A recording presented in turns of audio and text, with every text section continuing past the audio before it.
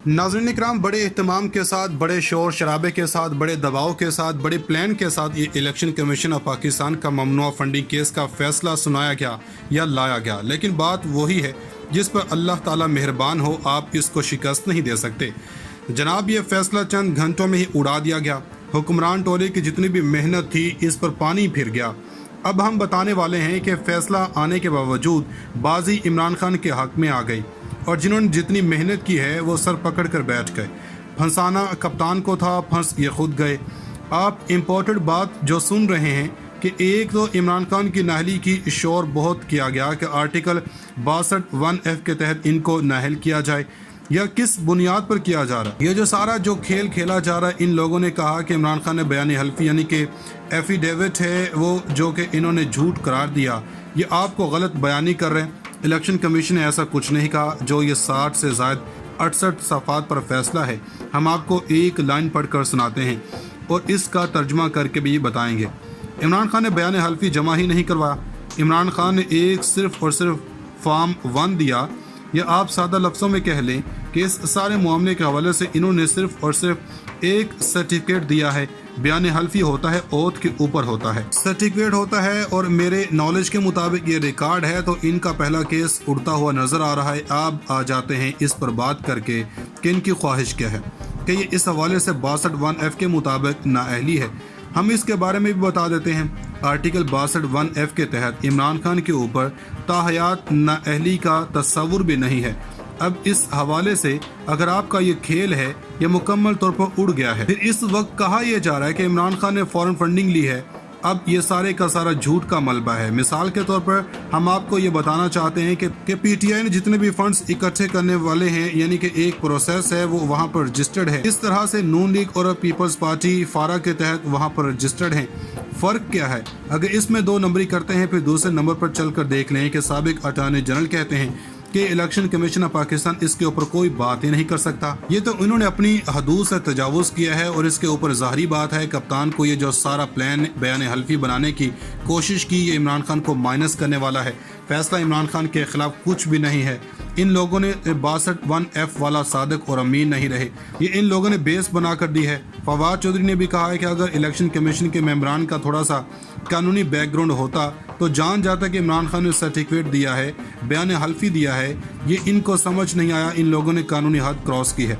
अब असल बात यह है कि मिसिस रोमेता शेठी भारतीय खातून है, इन्होंने इमरान खान को $13,500 भेजे। अब इनसे पूछा जाए कि तहकीक किए बगैर प्रोपेगेंडा करना हो तो कोई बात नहीं है। अब इस खातून का शोहर है जो कि पाकिस्तानी है, और इस दोनों के जॉइंट अकाउंट से $27,000 आए थे। इलेक्शन कमीशन ने शोहर के $13,000 तो ठीक करार दे दिए, यानी आधी रकम कानूनी करार दे दी, जबकि रुमेता शेठी यानी इसके बीवी के आधे पैसे गैर कानूनी करार दे दिए। ये बिल्कुल उसी तरह है कि पाकिस्तानी क्रिकेटर शोएब मलिक और सानिया मिर्ज़ा अगर पाकिस्तान अपने जॉइंट अकाउंट से पैसे भिजवाते हैं तो शोएब मलिक के तो पैसे कानूनी हैं, मगर सानिया मिर्ज़ा के जाली हैं, यानी कि गैर कानूनी है। अब ये इतना बड़ा ब्लंडर इलेक्शन कमीशन ने सरजद किया जो घड़ी हुई बात है। अब चूंकि पाकिस्तान तहरीक इंसाफ ने वाज़ेह अंदाज में कह दिया है कि ये सारा मामला कोर्ट के अंदर लेकर जा रहे हैं, जहाँ पर इन्होंने इसको लेकर चलना है। सुहेल वड़ाइच इस बारे में कहते हैं कि इलेक्शन कमीशन के फैसले से जितनी बिजली गिरनी चाहिए थी वो नहीं गिरी। इमरान खान जैसे पॉपुलर लीडर को नाअहल करार नहीं देना चाहिए।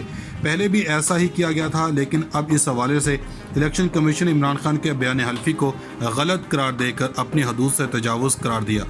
इलेक्शन कमीशन के फैसले में कहीं भी झूठा नहीं कहा गया, ये मीडिया के जरिए प्रोपेगेंडा किया जा रहा। अकबर एस बाबर से जिन्होंने ये केस किया, इस केस के अखराजात कौन अदा कर रहा है, नून लीग या कोई और? तो इन्होंने कोई जवाब नहीं दिया। पीटीआई की लीगल टीम की बनीगाला में मीटिंग में अब तय पाया कि इसको चैलेंज किया जाएगा। अब इमरान खान गो हेड कह चुके हैं, इस्लामाबाद हाई कोर्ट में चैलेंज होने जा रहा है। अब इसको देखना ज़रूरी है कि मीडिया के प्रोपेगेंडे में नहीं रहना।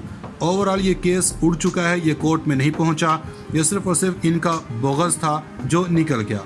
नाज़रीन इकराम, बहुत शोर मचाया गया जी, फॉरेन फंडिंग केस, ममनुआ फंडिंग केस, गैर मुल्की फंडिंग केस, इस किस्म की बातें की गई। लेकिन हम पहले बताना चाहते हैं कि जिन्होंने खान की हुकूमत गिराई थी लेकिन खान आउट नहीं हुआ, अब एक और फेज़ किया गया। और हम आपको एक बार फिर बता दें कि मैच ज़बरदस्त मरहले में दाखिल हो चुका है और अब भी इमरान खान इनसे आउट नहीं होगा। आज इलेक्शन कमीशन के जरिए इमरान खान की पीठ में छुरा घोंपा गया। آج اس سے زیادہ کاری وار کیا گیا۔ ہم نے کل آپ کو بتایا تھا کہ مائنس عمران خان فارمولہ آ چکا ہے، لیکن آپ کو حوصلہ اور ہمت رکھنی ہے کہ ان کے بس کی بات نہیں ہے، کیونکہ کپتان ان سب کے اوپر بھاری پڑ چکا ہے۔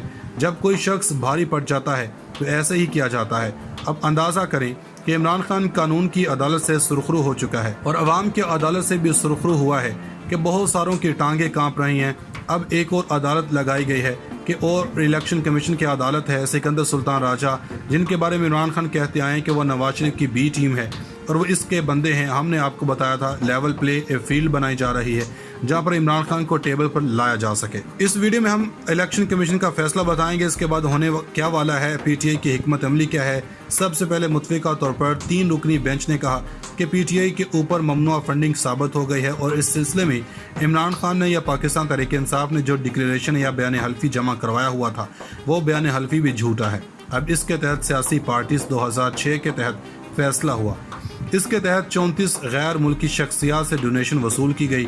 اس تحریک انصاف نے 16 اکاؤنٹس کے حوالے سے کوئی وضاحت نہیں دی۔ اب اوورال نکات کو دیکھیں جو فیصلہ آیا کہ ممنوع فنڈز لیے گئے، 13 نامعلوم اکاؤنٹ سامنے آئے، امریکہ، آسٹریلیا، یو اے سے عطیات لیے گئے۔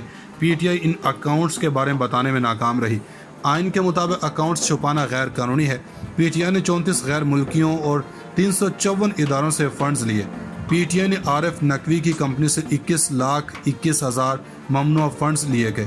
آپ کمال یہ دیکھیں کہ الیکشن کمیشن کا فیصلہ آج آیا، لیکن یہ ساری باتیں فائنینشیل ٹائمز تک پہنچائی گئیں، اس کو پہلے ہی معلومات مل گئی اور اس نے چھاپ دی۔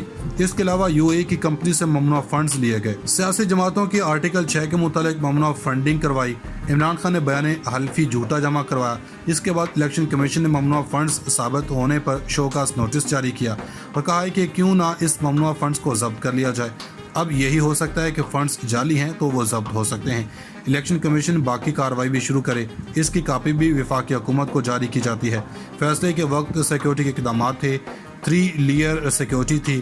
اس وقت جو ہم نے آپ کے سامنے رکھا، اس سے اندازہ ہوتا ہے کہ فیصلہ شاید آپ کے لیے غیر متوقع ہو، لیکن ہمیں یہ پتا تھا۔ اس کے بعد الیکشن کمیشن نے ممنوع فنڈز ثابت ہونے پر شوکاز نوٹس جاری کیا اور کہا ہے کہ کیوں نہ اس ممنوع فنڈز کو ضبط کر لیا جائے۔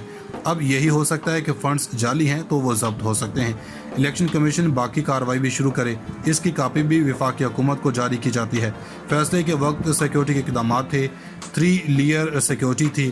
اس وقت جو ہم نے آپ کے سامنے رکھا، اس سے اندازہ ہوتا ہے کہ فیصلہ شاید آپ کے لیے غیر متوقع ہو، لیکن ہمیں یہ پتا تھا۔